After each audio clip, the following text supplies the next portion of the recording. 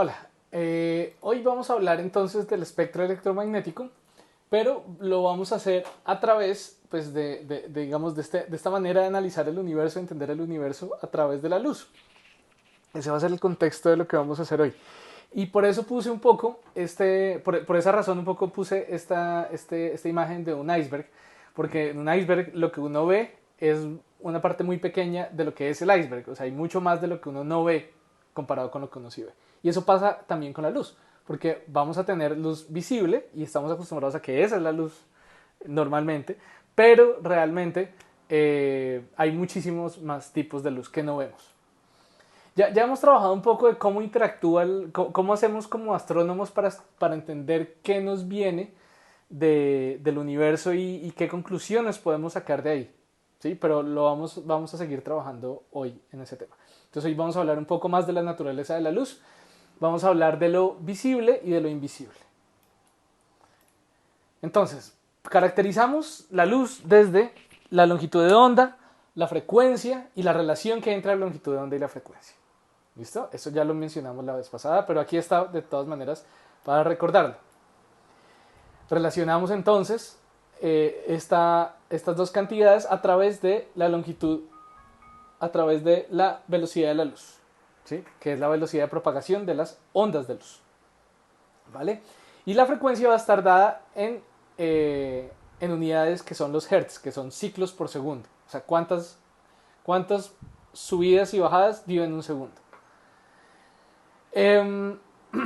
Entonces, la velocidad de la luz no siempre es constante, porque al propagarse dentro de un medio material, entonces ya no puede ir tan en línea recta, sino que se va a chocar contra los constituyentes del medio, y entonces ya no va a poderse mover tan rápidamente como normalmente lo haría en el vacío. Y entonces, por ejemplo, en medios más densos o ópticamente más densos como el agua un diamante, por ejemplo, va a viajar con una velocidad significativamente menor.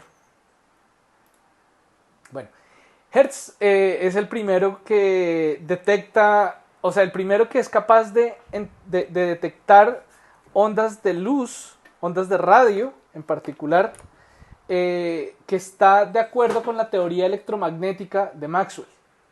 ¿Sí? Por eso es que estas unidades de ciclos por segundo son en Hertz. Entonces, para pensar en la naturaleza de la luz, esto se nos complica un poco porque muchas veces estamos acostumbrados a pensar en la luz como una partícula.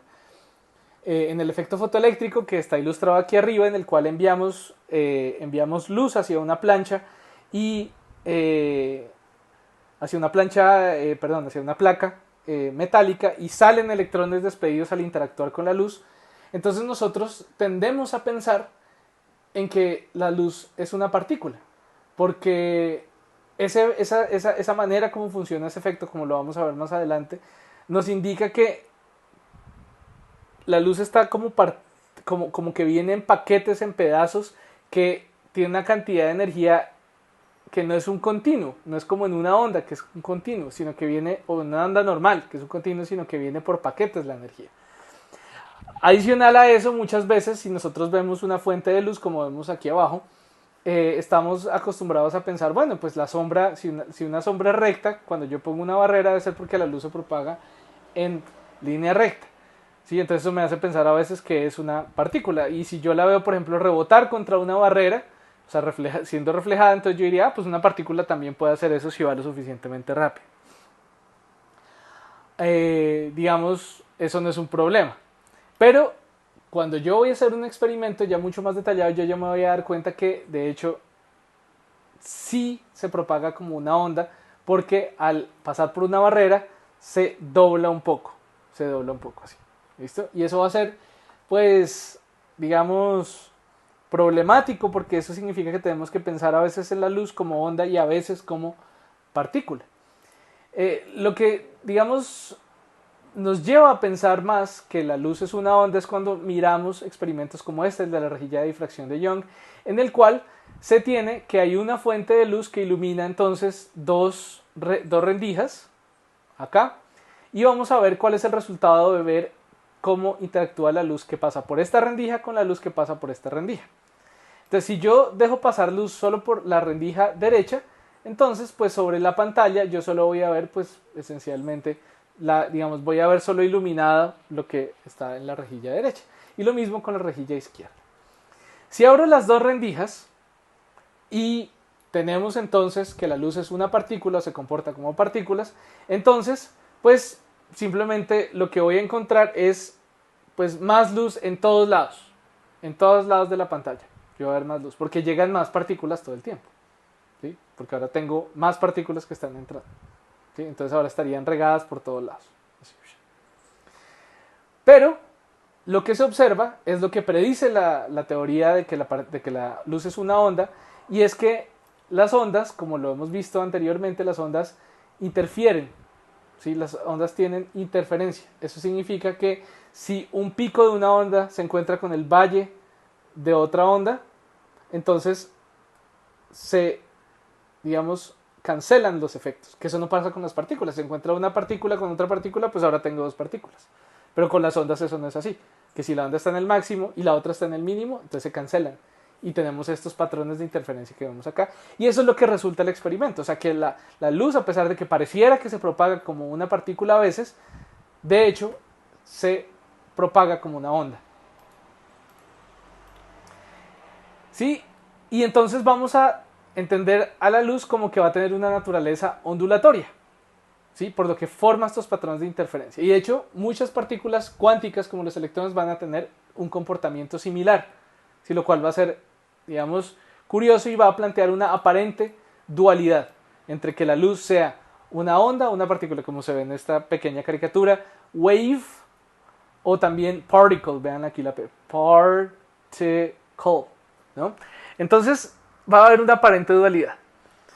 Pero así como este dibujito lo muestra, realmente lo principal sobre la luz es que es una onda, wave.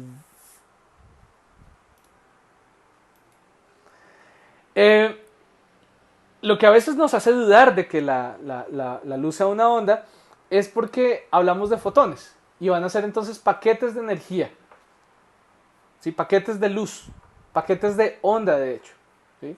Y esos fotones no van a tener masa, ¿sí? Pero sí van a tener energía. Entonces la energía va a estar curiosamente asociada al color, ¿sí? Al color que tenga. Entonces esa relación que hay entre el color, o pues ya sabemos que el color está relacionado con longitud de onda, etc., vamos a relacionarlo con su energía a través de la relación de Planck. La relación de Planck es la que tenemos aquí escrita aquí abajo. Y es que la energía de un fotón es igual a una constante por su frecuencia. Dado que la frecuencia está relacionada con la longitud, significa que tenemos esta expresión reescrita de esta manera. Y la constante es la famosa constante de Planck, que tiene el valor que se muestra aquí abajo. Entonces, por ejemplo, comparemos el fotón azul con el fotón rojo, los que están ahí abajo. El fotón azul tiene una onda corta, por lo tanto una frecuencia alta. Si una frecuencia es alta, según la relación de Planck, la energía también es alta. Un fotón rojo, entonces tiene una longitud de onda larga, por lo tanto una frecuencia baja, por lo tanto una energía baja comparada con la del fotón azul. Entonces un fotón azul va a tener más energía que un fotón rojo. Si le ponemos números a esto, por ejemplo, nos damos cuenta que un fotón rojo, cuya longitud de onda es 680 nanómetros, va a tener una energía de 1.82 electronvoltios. Eso es una unidad de energía como lo es el joule. ¿Pero qué significa? Que un fotón rojo no puede tener cualquier energía. O sea, si yo tengo, por ejemplo, si yo tengo un mecanismo que solo me produce fotones rojos, entonces yo necesito prender un bombillo y le voy a poner una energía de 1 electronvoltio. Entonces él no me va a poder producir fotones rojos. Porque para producir fotón rojo necesito mínimo 1.82 electronvoltios. ¿Sí? Si mi maquinita de hacer fotones rojos no le pongo 1.82 electronvoltios, no me produce fotones. Me produce menos, no me produce ninguno. No me produce medio fotón rojo. Eso no existe, medio fotón rojo. Y a su vez, si yo, por ejemplo, bueno, pensemos en las siguientes situaciones. Perdón, me he hecho un poquito para atrás. Tengo la máquina que me produce fotones rojos. Le pongo 1 electronvoltio, entonces no produce nada. Le pongo 1.82 electronvoltios, entonces me produce un fotón. exactamente un fotón rojo. Entonces yo digo, voy a ponerle ahora, no sé, 2 electronvoltios. Entonces, ¿cuántos fotones me genera? Entonces yo pensaría, bueno, no me alcanza para 2 fotones, porque cada fotón es 1.82, el doble sería 3.64, entonces no me alcanza. Entonces yo diría, pues simplemente me produce un fotón rojo, pero con 2 electronvoltios de energía. No produce un fotón rojo con 2 electronvoltios de energía. Porque si tiene 2 electronvoltios de energía, significa que ya no tiene esa longitud de onda, no tiene ese color. Porque cada color va asociado a una energía específica. Entonces, si la máquina solo me puede producir fotones rojos, entonces lo que me va a producir es solo un fotón rojo y la demás energía pues se pierde. Y si ahora le meto a mi máquina de hacer fotones rojos 3.64 electronvoltios, al doble que necesito para un fotón, entonces me va a generar 2 fotones. Y así, de a pedazos, de a cuántos de energía. Entonces esa es la hipótesis, de hecho es la relación de Planck-Einstein, como lo vamos a ver más adelante, la que dice, usted solo puede tener fotones de cierta energía. Y si cambia la energía de ese fotón, entonces ya el color de ese fotón es diferente. La longitud de ese fotón es diferente. Uno no puede tener un fotón azul con una energía de 1.82 electronvoltios. Eso no existe, porque sería entonces un fotón rojo. Bueno, entonces Planck, adicionalmente, que lo vemos aquí a la derecha, tal vez no con su mejor peinado, aunque pues yo no soy quien para criticar, también utiliza este planteamiento de que la energía solo puede venir, la energía de un fotón solo puede venir de a pedazos, de a cuantos, ¿sí? O sea, no puedo producir cualquier fotón con cualquier energía, no. Él lo utiliza para plantear cómo es que un objeto, al estar caliente, comienza a emitir luz, pero no puede emitir luz con cualquier energía, porque lo que acabamos de decir de la relación de Planck, por lo que la luz viene de a paquetes. Entonces él plantea esta relación que donde lo único importante es que me habla sobre la intensidad o el flujo, si así lo prefiero, el flujo que es la cantidad de energía por unidad de tiempo por unidad de área, que depende de una manera continua con la longitud de onda y la temperatura, es decir, un objeto con cierta temperatura va a emitir luz como una función de esta longitud de onda siguiendo esta función de acá, donde C1 y C2 son constantes que ahorita no son importantes. Pero a la relación a la que se llega es que, por ejemplo, si yo tengo un objeto azul, una estrella azul, ¿sí?, que tiene cierta temperatura, entonces la manera como va a emitir fotones va a ser la siguiente, va a tener esta forma de esta curva de acá, ¿sí? O sea, preferencialmente va a emitir más fotones azules que fotones de otras longitudes de onda, ¿sí? Si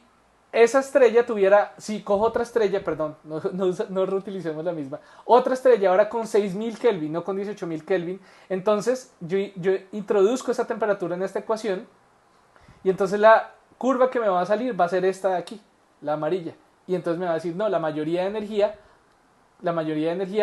luz me está llegando es amarilla. Y para una estrella más fría, más roja, de 4000 Kelvin, por ejemplo, ahora la mayoría de luz va a ser roja. Y eso lo voy a obtener si yo introduzco esta temperatura acá y grafico esta ecuación de aquí. Me van a aparecer estas curvas de acá. Cada curva es la curva de longitud de onda, de flujo, que es esto, flujo o intensidad, si así lo prefiero, versus longitud de onda. ¿Listo? Eso lo plantea esta ley de Planck. Y asociada a la ley de Planck está la ley de desplazamiento de Wien, que la vimos también hace un par de clases, que relaciona entonces la temperatura de la estrella. Si yo conozco la temperatura de la estrella, voy a conocer cuál es su principal color. Y al revés, si conozco cuál es su principal color, asociado a su longitud de onda, voy a conocer su temperatura por medio de esta ecuación que les muestro acá. Bueno, adicionalmente, el efecto fotoeléctrico que fue descubierto o digamos entendido a principios del siglo XX por Planck, pero también por Einstein, es el siguiente. Resulta que si yo tengo una plancha de metal, en la plancha de metal hay electrones libres, y entonces yo pensaría, bueno, si le doy suficiente energía a los electrones libres, pues ellos se van a ir. de la plancha. O sea, los voy a poder arrancar de la plancha. Entonces, ok, ya sabemos que la luz lleva energía. Sí, eso se sabe de toda la vida. Entonces yo pensaría lo siguiente. Voy a coger luz, voy a comenzar a ver cómo depende este experimento, de que yo le arranco electrones a una plancha, cómo depende de la longitud de onda. Entonces voy a hacer lo siguiente. Voy a iluminar. Voy a utilizar otra vez mi... no lo utilizaba aquí, mi tabla. Para escribirles aquí un poquito este dibujito. Entonces supongamos que envío luz, pero esta luz va a ser roja.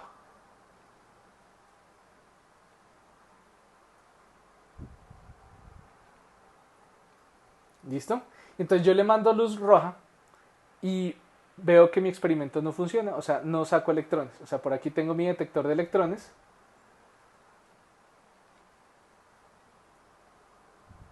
Mi detector. Y mi detector me dice, usted arrancó 0 electrones de ahí. O sea, aquí hay un detector que está detectando electrones. Está pendiente a ver si llegan electrones. Y dice, no llegó ningún electrón. Yo digo, bueno, está bien. De pronto necesito mandar más luz. Entonces, ¿qué hago? Pues le subo la cantidad de luz que manda por acá. Y entonces mando más luz roja todavía. Más. Hartísima luz roja. Toda la luz roja que tengo disponible. Pongo otra linterna por acá. Me da miedo dibujar esta linterna, por lo que ya saben que me quedan feos estos dibujos casi siempre. Entonces cojo una linterna y la vuelvo más grande.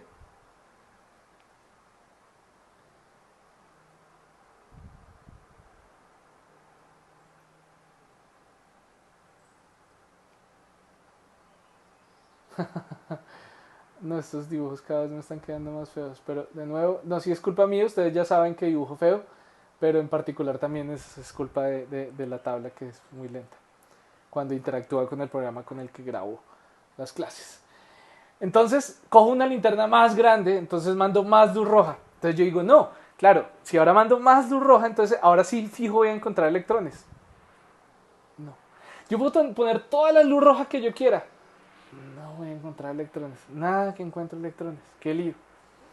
Entonces, ¿qué va a pasar?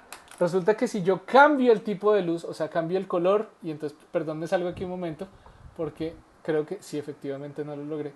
Si yo ahora, voy a mandar por acá, eso. Yo con luz roja no pude arrancar electrones, entonces yo digo, no, pues ahora mandemos luz más energética, según lo que dice Planck. Según lo que dice Planck, entonces la luz azul, esa es más energética. Entonces yo mando luz azul ahora por acá, poquita, ni siquiera tengo que mandar mucha, y con luz azul, ahora sí arranco electrones. Entonces la luz roja no pudo, por mucha que puse, y la luz azul sí pudo. Entonces eso nos indica entonces, que lo que está mandando aquí la parada no es que yo mande muchísimos fotones. Yo puedo mandar todos los fotones que quiera, no voy a arrancar electrones. Lo que necesito es poquitos electrones, pero con la energía adecuada. Donde cada fotón lleva cierta energía. Entonces, ¿qué es lo que está pasando microscópicamente? Yo soy un electrón. Y el electrón, yo estoy agarrado a mi átomo con una energía, digamos, X. Y veo llegar un fotón con una energía que es la mitad de la que yo necesito para salir. Entonces, como llega con la mitad, pues no me alcanza, entonces no me voy. Y me pueden mandar 10 electrones, perdón, 10 fotones, para arrancarme de donde yo estoy. Pero si no llegan con la energía suficiente cada uno, yo no me voy. Si llega ahora un electrón con 2x, por ejemplo, de la energía que yo necesito para irme, ya ahora sí me voy. ¿Sí? O sea, que esos efectos no son cumulativos. O sea, cada fotón es un paquete que lleva cierta cantidad de energía. Y al electrón no le sirve menos energía que la que necesita para escaparse. Entonces, por eso cuando llega un fotón azul con más energía, o sea, ese fotón en particular sí tiene energía, y entonces va a arrancar el electrón. ¿Sí? Esto a veces es contraintuitivo, lo acepto. Y la razón por la cual es contraintuitivo es porque el color es algo de la percepción humana. O sea, la luz tiene una energía. Cada tipo de luz tiene una energía diferente. Nosotros asociamos un color a diferentes energías y no al revés, pero intuitivamente lo hacemos al revés. Intuitivamente vemos escribo, un fotón tiene tanta energía, entonces yo pienso, debe ser que tiene tal color. Bueno, entonces recordemos, lo del color es solo una percepción humana. Es mejor solo pensar en términos de energías, y a cada energía se le asocia una frecuencia, y a cada frecuencia se le asocia una longitud de onda. Bueno, entonces Einstein coge todo esto que ya había encontrado Planck sobre el efecto fotoeléctrico y en 1905 extendió ese modelo. Y entonces fue cuando concluyó, porque Planck no lo dijo como con tantos pelos, Einstein sí lo dijo bien, dijo, no, es que la luz viene en paquetes, en forma de partículas, entre comillas, pero ya después se descubrió que, o digamos, ya después se estandarizó que realmente no son partículas, sino tiene comportamiento como de partículas en algunos momentos, pero sin que le quite que los fotones son ondas, que la luz es una onda.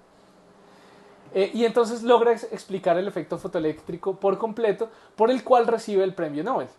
Einstein no recibe el premio Nobel por la relatividad especial, ni por la relatividad general. Einstein recibe el premio Nobel por el efecto fotoeléctrico. ¿Listo?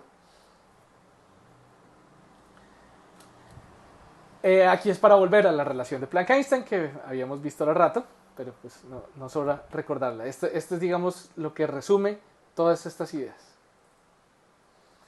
Bueno, entonces esa es un poco la naturaleza de la luz. Pasemos ahora al tema del espectro. Entonces, devolvámonos, ya estábamos en 1920 ya, pero no, devolvámonos mucho más, devolvámonos a mediados del siglo XIX, donde la astronomía era solo astronomía de posición, principalmente, o sea, ubicar estrellas. Estaba empezando por la época, digamos, esa búsqueda fuerte, o empezando no, ya culminando la búsqueda fuerte de la posición de las estrellas, de ver si se podía encontrar el paralaje de las estrellas, que vino un poquito después, pero digamos, las técnicas haciendo telescopios, haciendo monturas, estaban llegando a ese punto. Pero esencialmente era solo astronomía de posición. Entonces, uno de los grandes filósofos del positivismo, Auguste Comte, escribe en 1835 sobre los cuerpos celestes.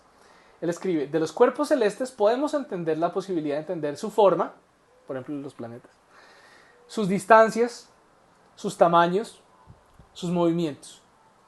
Hasta ese momento todo eso se sabía de los planetas, esperando saber en algún momento eso de las estrellas. Mientras que nunca, de ninguna manera, dice Comte, podemos estudiar su composición química, ni su estructura mineralógica, y para nada si hubiera o no seres orgánicos viviendo en su superficie.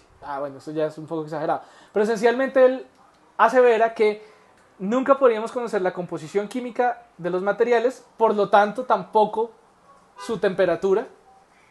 Sí, o sea, no podemos hacer lo que ahora llamaríamos termodinámica, ni su estructura mineralógica.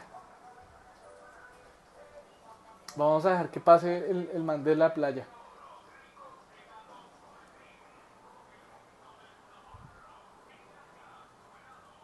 Yo no entiendo cómo ese man no se pega un tiro después de escuchar toda esa musiquita canzona todo el día. Yo la escucho una vez al día y ya me quiero desbaratar. Bueno, eso fue. Pero vaya a ver si el man que vende buenos aguacates pasa. No, ese nunca pasa el del reggaetón malo. Bueno, entonces estamos hablando del positivismo. Entonces diríamos, uy, ese Comte, qué tipo tan pesimista. Y es que, al fin, ¿por qué positivista si es tan pesimista? No, él sobre lo que estaba escribiendo, él de hecho estaba defendiendo la ciencia basada en evidencia. Él estaba diciendo, es que ustedes, casi que diciéndole a los astrónomos y a los científicos como ustedes, no pueden echar tantos globos. O sea, ustedes tienen que basarse en la evidencia. Y la evidencia hasta ahora, lo único que nos da es tamaños, movimientos, formas, distancias, nada más. Entonces él dijo, nada de composición química y estructura mineralógica se va a poder conocer, solo con el estudio de la luz de esos objetos. Porque se imaginaba, pues, ¿cómo vamos nosotros a ir, por ejemplo, hasta la luna a tomar muestras del suelo? Imposible. O ir hasta el sol, imposible. él estaba defendiendo el positivismo, o sea, defendiendo que la ciencia tenía que avanzar es basándose en evidencia dura, real. Él estaba diciendo, sentenciando que eso no se podía hacer. Y ese es el reto. O sea, esto fue lo que los astrónomos dijeron, ¿con qué no? Y entonces de ahí en adelante comenzó entonces la carrera por demostrar que Comte estaba equivocado. Mentiras, no, eso no fue así. Eso no fue así, pero eso fue lo que se logró. O sea, Comte lo que hizo al sentenciar que eso no se podía hacer fue retar a medio mundo a demostrar que sí se podía hacer. Entonces, claro, él era filósofo, Comte era filósofo, y pues, digamos, no se le podía culpar porque en ese momento el avance de la física, digamos, la física estaba naciendo en ese momento, la termodinámica estaba naciendo en ese momento, entonces no había manera, digamos, de ver 100 años hacia el futuro para saber qué tanto había avanzado la termodinámica, para que iba a ser, por ejemplo, la que la astronomía iba a utilizar para deducir todas estas cosas que él decía que no se podían deducir.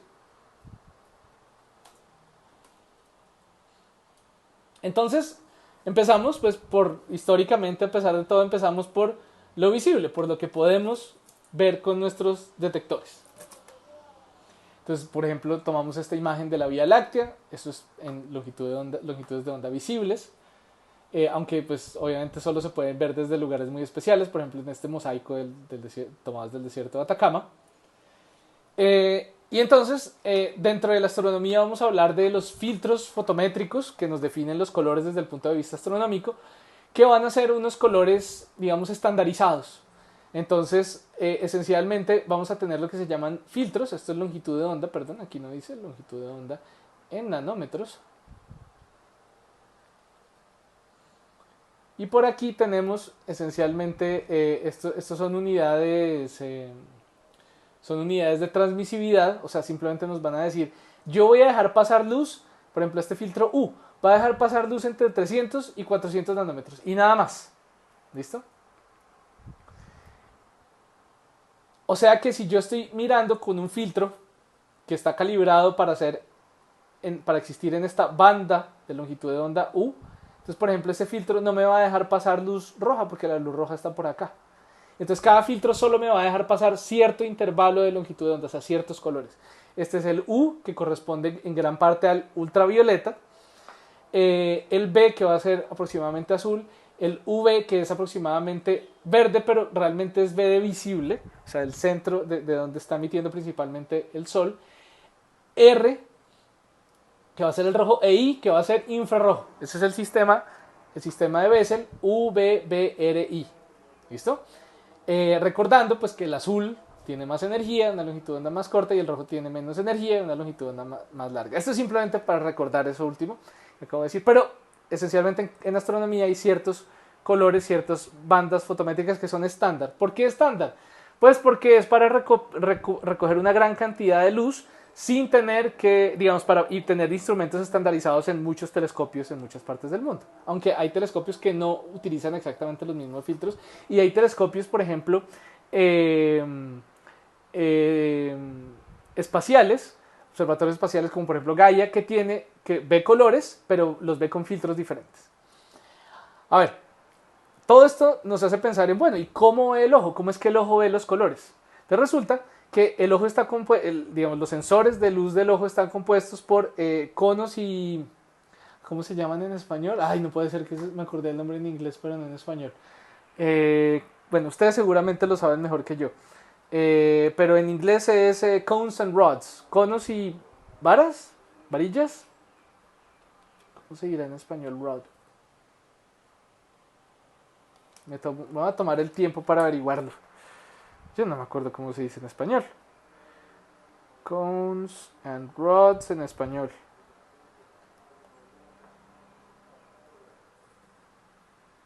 Bastones. No sería mi traducción preferida, pero bueno. Entonces, conos y bastones, que son sensores que tiene el ojo, con los cuales, con los conos se ven los colores, y con los bastones se puede ver la intensidad. Entonces, los conos pueden ver diferentes tipos de colores. Hay tipos de conos que ven azul, conos que ven el verde, conos que ven el rojo. Entonces, vemos aquí la sensibilidad de los conos. Esto sería también, lo podríamos ver también en términos de esa transmisividad, o sea, qué tanta luz dejan pasar o qué tanta luz absorben qué tanta luz recibe cada uno de estos tipos de conos. Entonces los azules, los verdes y los rojos, beta, gamma y rho. Y esta es la sensibilidad del ojo a diferentes colores. Entonces, si ya lo habían escuchado, que por ejemplo el, eh, el ojo es más sensible a diferentes colores, ¿cierto? Comparativamente hablando. Bueno, entonces, ¿qué pasa? Si yo, por ejemplo, a través de esta gráfica de acá, digo, bueno, ¿cómo veo cierta estrella? Entonces, por ejemplo, una estrella que sea azul. Entonces, una estrella azul, esta es su perfil de radiación de cuerpo negro según la ley de Planck, según lo que vimos hace rato. Entonces, la mayoría de luz que me está llegando es azul. Entonces, yo esa estrella voy a decir, mi cerebro va a interpretar, va a decir esa estrella es azul.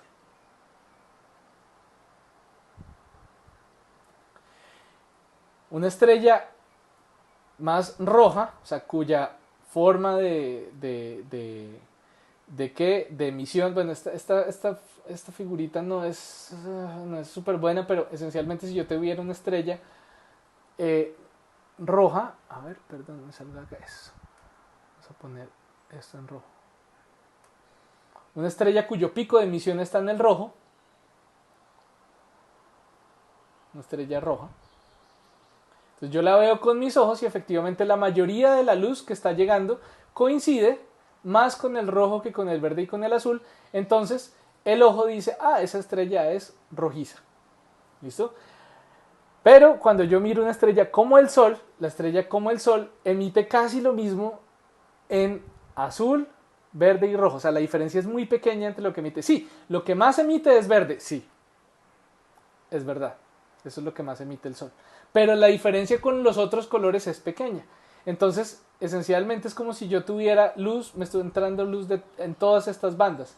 Entonces, la combinación de luz en esta banda, en esta banda, en esta banda, va a hacer que yo vea el Sol aproximadamente blanco.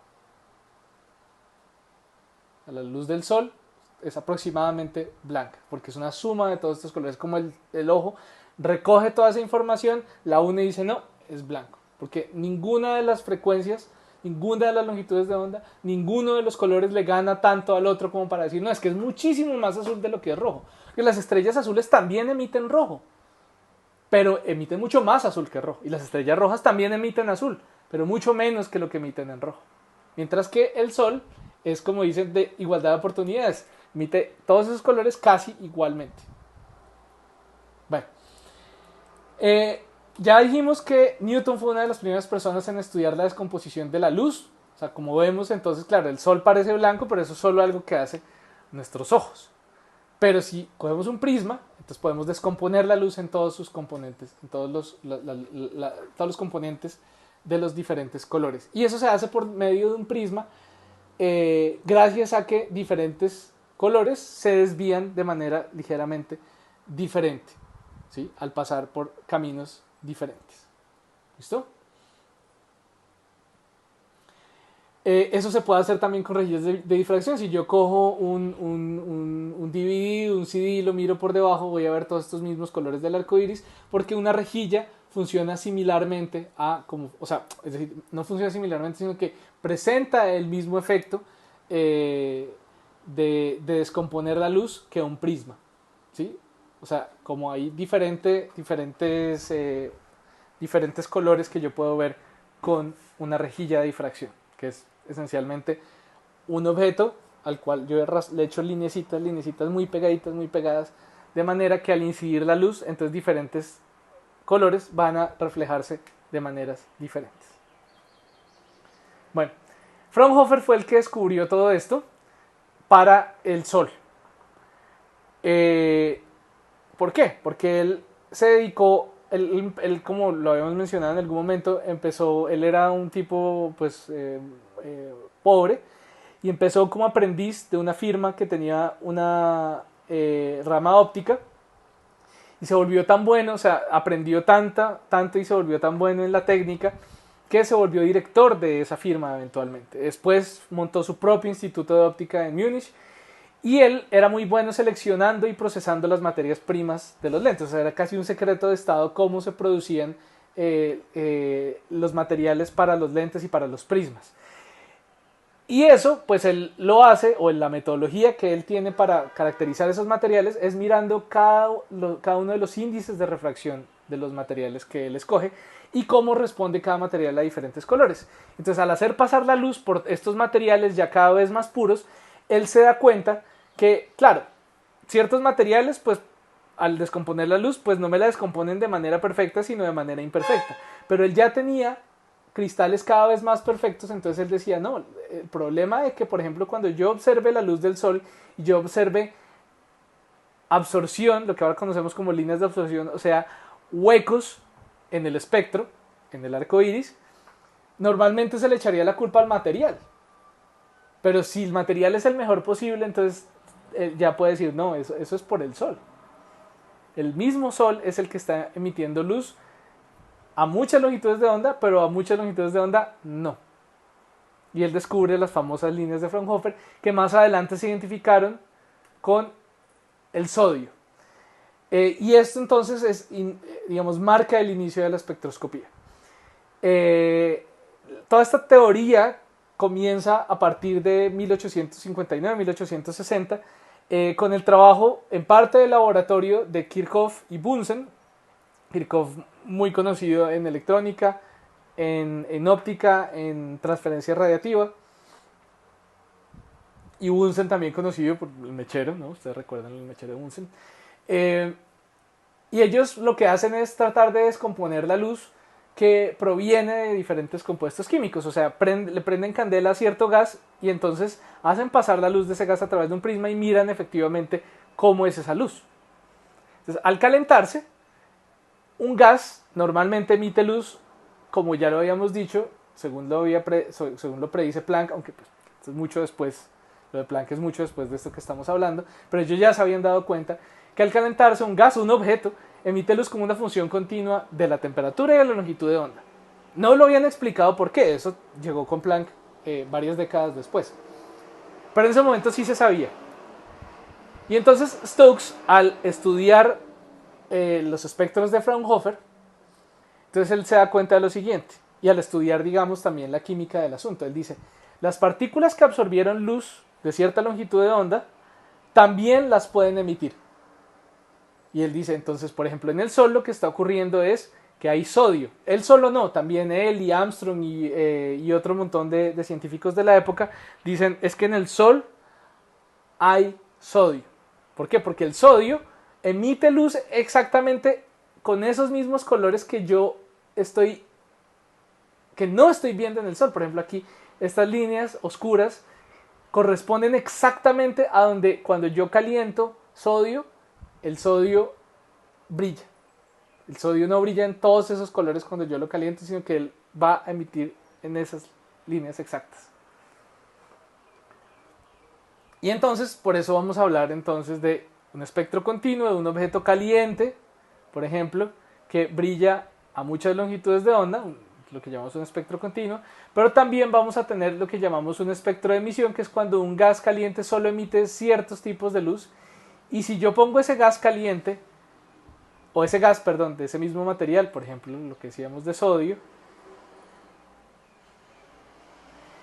y lo pongo entre una fuente de luz que emite un espectro continuo, entonces ese gas, el gas de sodio, por ejemplo, se va a quedar específicamente con ciertas líneas. Se va a comer ese gas ciertos colores que van a corresponder, por ejemplo, en el caso del Sol, con las líneas de Fraunhofer.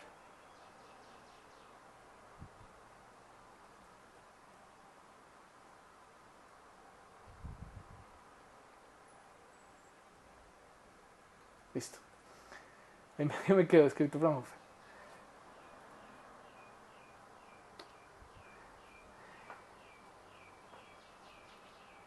¿Listo? Y esas líneas, esos colores específicos van a depender específicamente del material. ¿Listo? Entonces, claro, con eso ya se comienza a atacar el problema que plantea Comte. de no poder conocer el material del que están hechos los objetos, y se puede empezar con el Sol. Entonces Fraunhofer toma sus primeros espectros, después Kirchhoff es el que hace el planteamiento teórico de por qué está ocurriendo esto, y otros astrónomos más adelante como Rowland y después en Utrecht, se toman otros espectros con mucho más detalle, ya con más, no solo con líneas de que aquí se absorbe y aquí se emite, no, sino también es que no todas las líneas son igual de profundas, entonces algunas son menos profundas, o sea, algunos elementos se comen menos fotones, otros se comen más fotones. Bueno, entonces más adelante unos de estos pioneros de los espectros como Huggins, Maunder, Janssen, Vogel, en los 70s, 1870s, ellos comienzan a estudiar, apuntar los telescopios y hacer pasar la luz de los telescopios por prismas y mirar mirar la luz proyectada de esos prismas y ver qué líneas observaban, pero ahora con los planetas. Qué líneas de absorción que correspondieran a cierto material. Ya sabemos, hay sodio en el Sol. Bien, me parece perfecto. Y Huggins, por ejemplo, también llega a esas mismas conclusiones sobre, por ejemplo, cometas. Eso lo veremos más adelante. Que hay, por ejemplo, ciertos materiales en los cometas. Entonces ellos dijeron, bueno, vamos a apuntar nuestros telescopios hacia los planetas, por ejemplo, hacia Venus y hacia Marte. Y ellos encuentran que hay oxígeno y vapor de agua en Venus y Marte. Al hacer pasar la luz la luz de Marte a través de un telescopio, a través de un prisma, al descomponer la luz y ver qué líneas de absorción había, ellos dijeron, esa línea de absorción es del agua, porque nosotros ya sabemos cómo el agua absorbe luz y sabemos cómo el oxígeno absorbe luz. Entonces todo el mundo se pone loco porque dice, ¿cómo así que hay oxígeno y vapor de agua en Venus y Marte? Como se pueden imaginar, eso no es verdad. Eso resulta ser efecto de la atmósfera terrestre, pues que la atmósfera terrestre también absorbe. Si hay agua en la atmósfera terrestre, pues absorbe luz. Y si hay oxígeno en la atmósfera terrestre, también absorbe luz. Esas líneas que vemos aquí abajo. Ahora después pongo el enlace, que se me pasó ponerlo, para la fuente de esta imagen. Son las que se llaman líneas telúricas. Telúricas significa que son generadas en la Tierra. O sea que simplemente que la atmósfera terrestre se queda también con parte de esa luz. Y yo no puedo pensar entonces que eso es lo que está ocurriendo, por lo que me llega luz de Marte, entonces el oxígeno que estoy detectando no es de Marte, es de la Tierra. Claro, eso no pasa con con el sodio en el Sol, porque yo ya sé que en la atmósfera terrestre no hay sodio. ¿Sí? Entonces eso ya lo identifico, es como algo que de verdad está allá en el Sol. ¿Qué pasa? Que ellos lo hacían a ojo. Ellos hacían estos espectros a ojo. Hasta que llegó una aliada inesperada, que es la fotografía. Esta es la primera fotografía que se ha tomado en el mundo. Que es una vista desde una ventana ¿hacia qué? Hacia un campito. Ahí se ven algunos edificios y un campito allá a lo lejos. Entonces, claro, los astrónomos dicen, bueno, ahora no tenemos que hacer todo a ojo porque podemos poner placas fotográficas. Esto es blanco y negro, pero no importa, porque lo que importa es no tanto los colores, sino la posición relativa de los colores en el espectro, como ustedes se pueden dar cuenta acá. Eso es más importante todavía que los colores como tal. En ese momento no se necesitaba fotografía a color. Pero pues sí, lo que se hacía era tomar los espectros en blanco y negro y después poner el color encima artificialmente. Entonces, Huggins, por ejemplo, clasifica, digamos, tanto como clasificar no, pero publica diferentes tipos de espectros de estrellas e identifica diferentes compuestos químicos en esas estrellas y hace también espectros ultravioleta de estas estrellas, o sea, hace pasar luz de las estrellas y entonces lo que hace es poner placas fotográficas que sí sean sensibles a la luz ultravioleta, porque los ojos no lo son. Entonces comienzan a explorar la luz invisible por primera vez y comienza a detectar, entonces, como les digo, compuestos químicos en otras estrellas y entonces comienzan a encontrar todos estos compuestos que se encuentran en la Tierra, tal vez no en la atmósfera, pero se encuentran en la Tierra, en todas las estrellas que se observan. Y entonces con eso se llega a una idea principal que tardó un tiempo en rebatirse y es que digamos, era algo muy positivo, y es que el universo está hecho del mismo material que la Tierra. Eso es buenísimo. Lo malo es que la idea se quedó con que la composición relativa de las estrellas, o sea, qué materiales había en las estrellas, era la misma aquí en la Tierra, y eso pues resultó ser falso porque las estrellas están compuestas principalmente de hidrógeno y helio. Bueno, entonces esa no es la única manera con la cual se pudo estudiar la luz, aparte del espectro, también con los avances en termodinámica. Entonces, al hijo de la persona que construyó ese telescopio gigantísimo de Parsonstown que les mostré la vez pasada, del castillo de Birr en Irlanda, el hijo de él utilizó ese mismo telescopio para hacer pasar la luz, pero no a través de un espectro, no a través no a través de un prisma, sino a través de un sensor de temperatura. Entonces ya un científico llamado Melonis había inventado una termocupla, que es esencialmente un aparato que sirve para sentir qué tanta temperatura hay. Y entonces él lo que hace es pasar la luz de la luna y concentrarla con ese espejote de 1.83 metros y enfocarlo sobre este sensor de temperatura. Pilas porque el problema de medir las temperaturas de los objetos, como les había dicho, como lo había planteado, o prácticamente lo había planteado Comte, y era representativo del pensamiento de la época, era que era imposible medir la temperatura de un objeto, de un objeto extraterrestre, porque yo cómo voy allá a ponerle un termómetro, pues imposible. Y se sabía entonces que se podía hacer, digamos, medir, porque la potencia con la cual nos llega la luz del sol se puede medir. ¿Sí? Entonces yo puedo medir efectivamente el calor que me llega del sol, eso lo puedo hacer. Pero se dice, bueno, para la luna, ¿cómo hago? Pues muy difícil, porque pues me tocaría concentrar la luz de la luna a través de un lente. Y si yo pongo el lente, pues ya cuando yo mire la temperatura, mido la temperatura del lente. ¿Sí? Porque ya el vidrio del lente se ha quedado con toda esa temperatura, con toda esa energía térmica, por así decirlo. Entonces, Parsons dice, pues todo bien, porque no necesito un lente, necesito un espejo. Con el espejo sí se puede reproyectar esa energía térmica hacia el sensor de temperatura. Entonces él mide por primera vez la temperatura de la luna a principios de siglo, finales del siglo XIX, principios del siglo XX. Y entonces él encuentra, estudiando la luna en eclipses, que la temperatura de la luna va desde 100 grados centígrados cuando el sol está dando de pleno a menos de menos 100 grados centígrados cuando está totalmente a oscuras. Y varía súper rápido la temperatura. Con lo que finalmente se zanja la cuestión de si un hombre podía vivir en la luna. No, porque pasaría de ser un chicharrón a un hielo en muy poco tiempo. Entonces ahí se ve, ok, tal vez sí la luna, o sea, tal vez sí otros objetos otras estrellas, por ejemplo, están compuestas del mismo material de la Tierra, pero de ahí a que sean igual de habitables que la Tierra, no. Entonces, más adelante, Crookes descubre el radiómetro, que es este aparatito que les estoy mostrando acá, que cuando lo ilumino, él comienza a dar vueltas gracias a que de un lado es negro y el otro es blanco, entonces del lado negro absorbe luz y el otro lado la refleja. ¿Sí? Entonces, esa presión de la luz absorbida va a generar una diferencia en la cantidad, más bien va a haber una diferencia de presión entre el lado blanco y el lado negro, y entonces va a dar vueltas. Y con eso, esto se puede hacer de manera muy sensible para también relacionarlo con temperaturas.